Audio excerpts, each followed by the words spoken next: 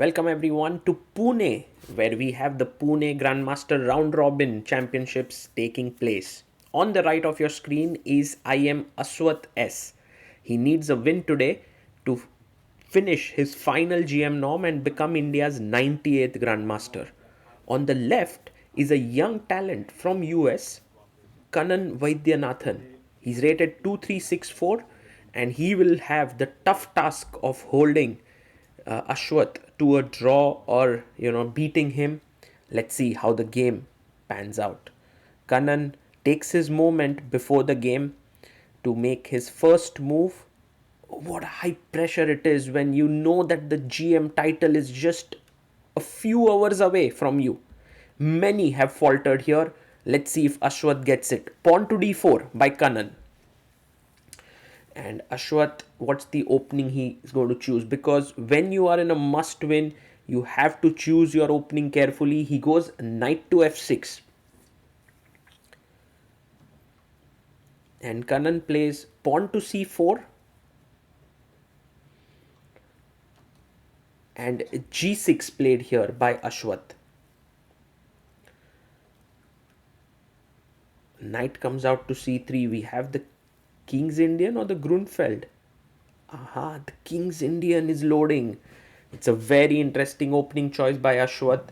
When you are in a must-win game, this is a very, very decent opening to play as black. I think even players like Anish Giri, Magnus Carlsen in must-win games have relied on the King's Indian. D6, and I'm interested to see what is going to be Kannan's response. He goes knight to f3. Okay, we can castle here as black. Castles.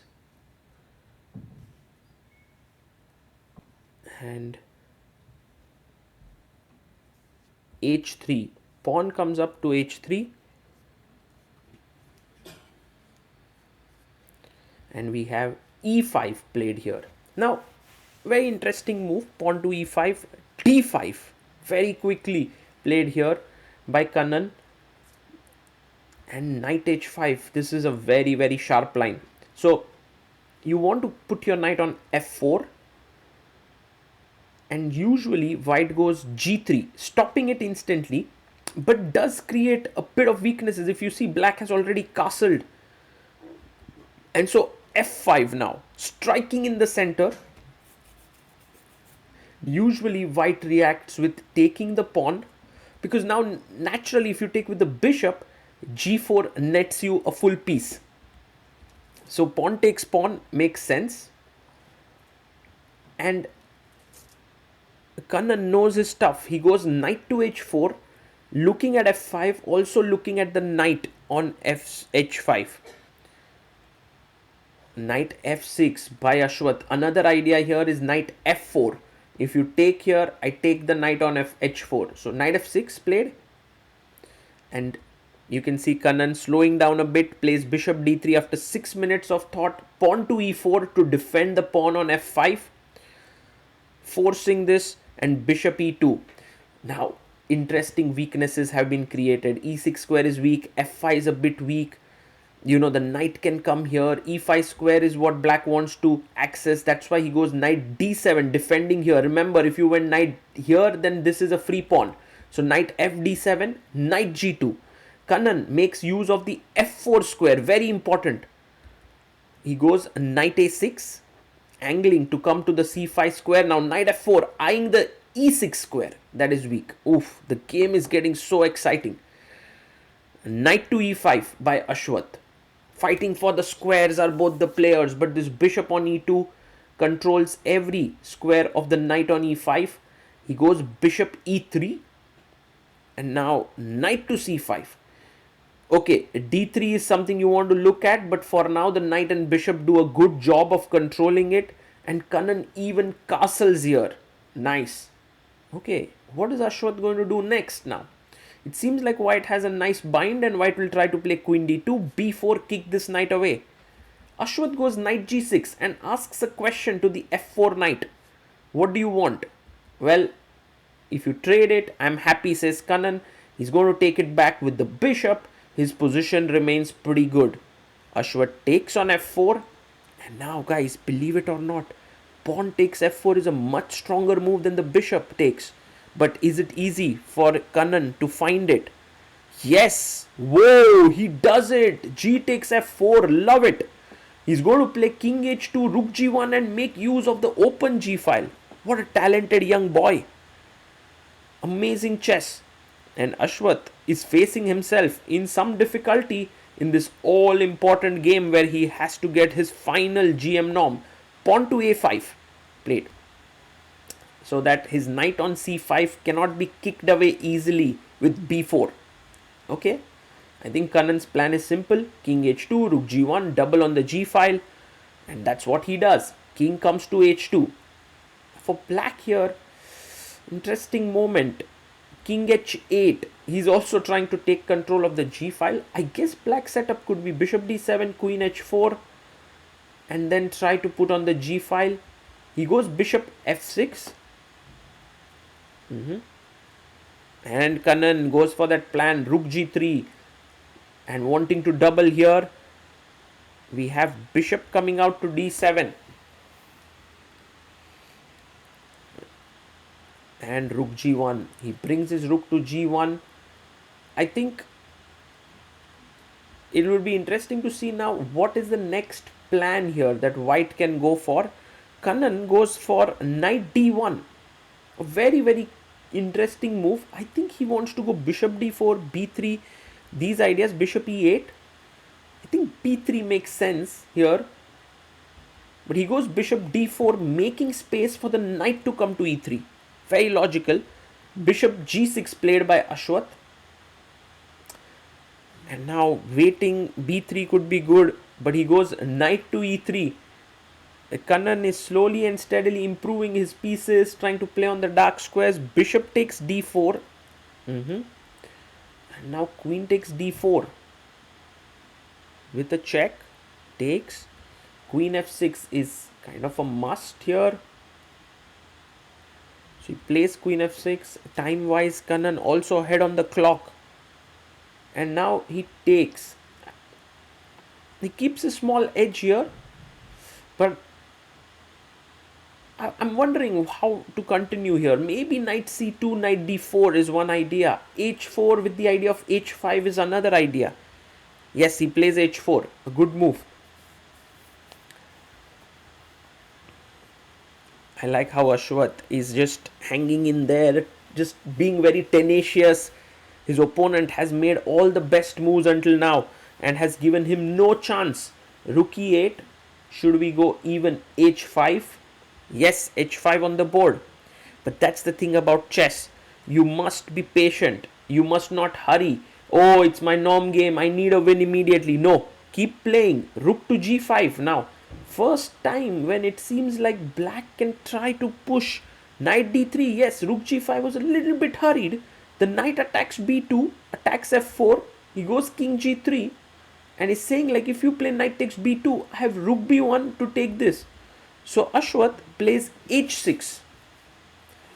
Now f5 pawn is hanging. So Kannan takes on f5. Rook takes, knight takes, but now there's rook g8 check, attacking the rook on g1.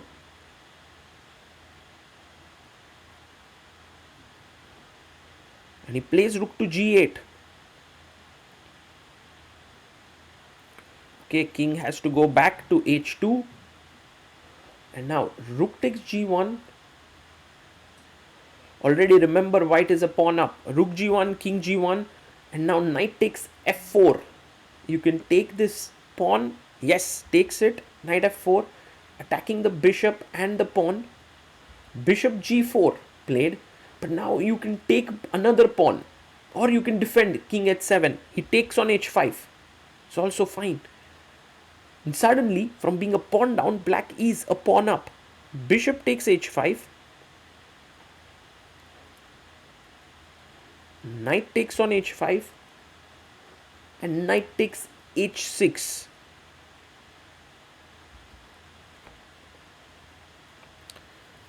But look at this position. Both sides have 5 pawns, but the black king is moving in. It has a direct path here.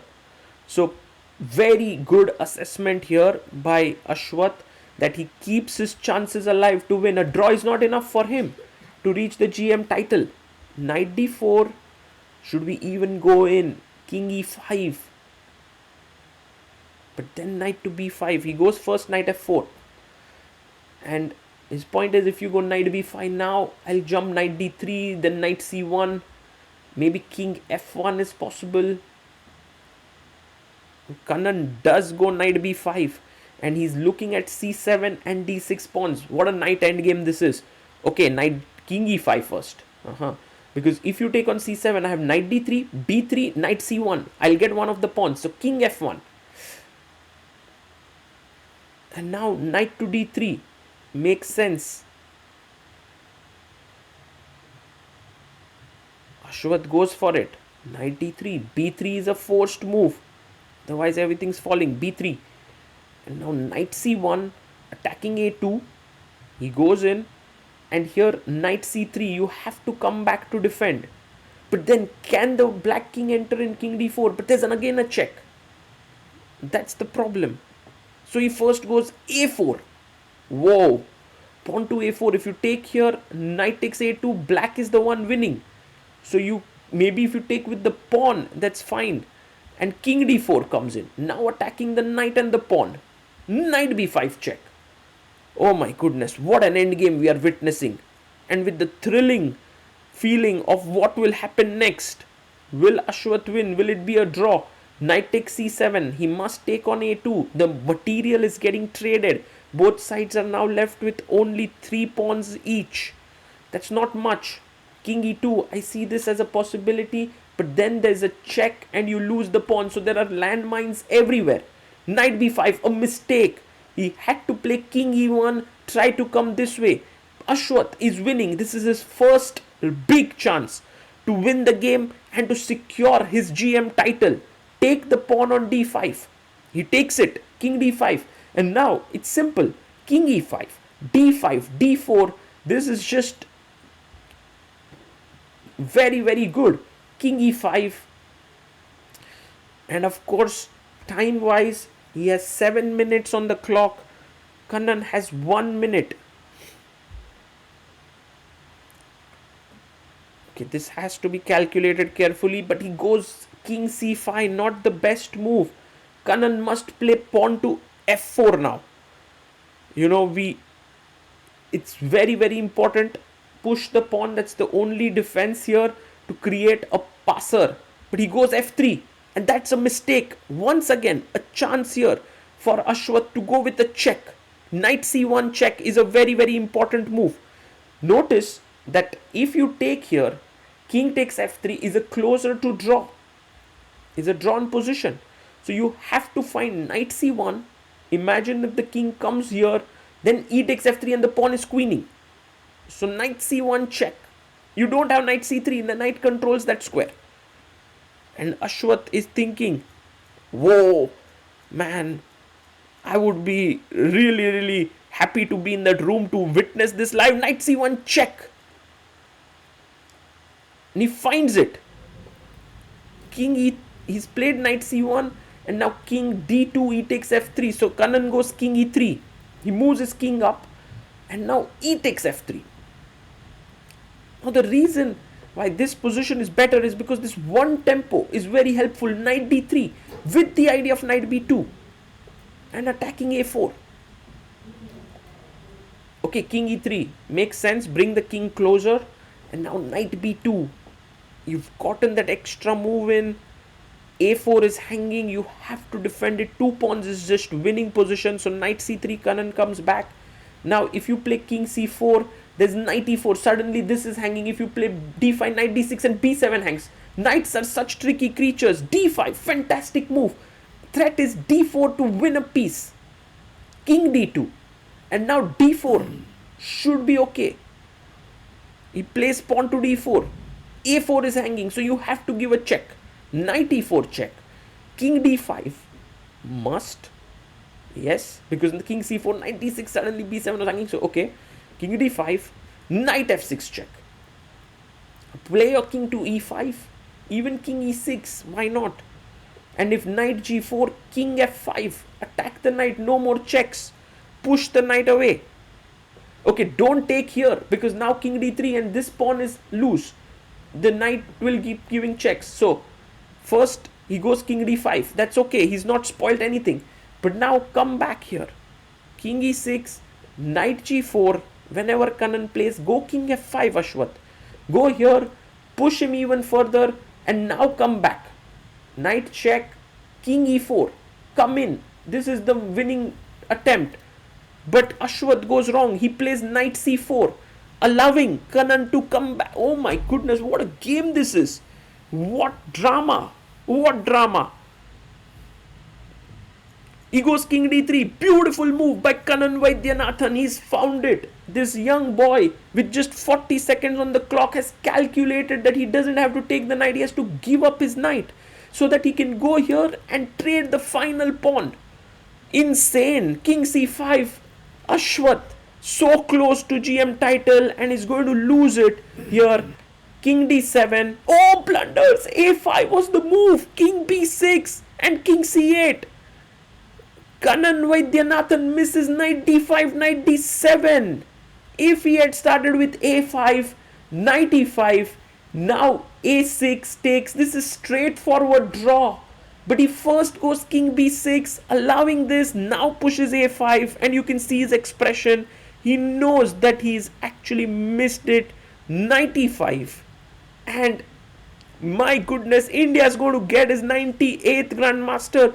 This is the same blunder that we kind of witnessed in this Ding versus Gukesh game, where bishop d5 allowed Gukesh to become the world champion, and here Aswath is getting to his GM title. Check, king b5, and now a very, very important move, b6, keeping that final pawn, keeping the hopes of GM title alive. b6, what a move, and Kannan knows that he's going to now lose. And here a very, very important move, king b8. Because if you take the knight, I simply go king a7, chop off this pawn and this pawn queen, so he comes back. But now Aswath goes king a7, and the culmination of this, he has managed to win it and grab the GM title. Kannan resigns. India gets 98th Grandmaster. Aswath S, applause in the hall. Pune GM Round Robin gets a Grandmaster for India. What a big, big game, and what a fight by the young Kannan. Amazing chess.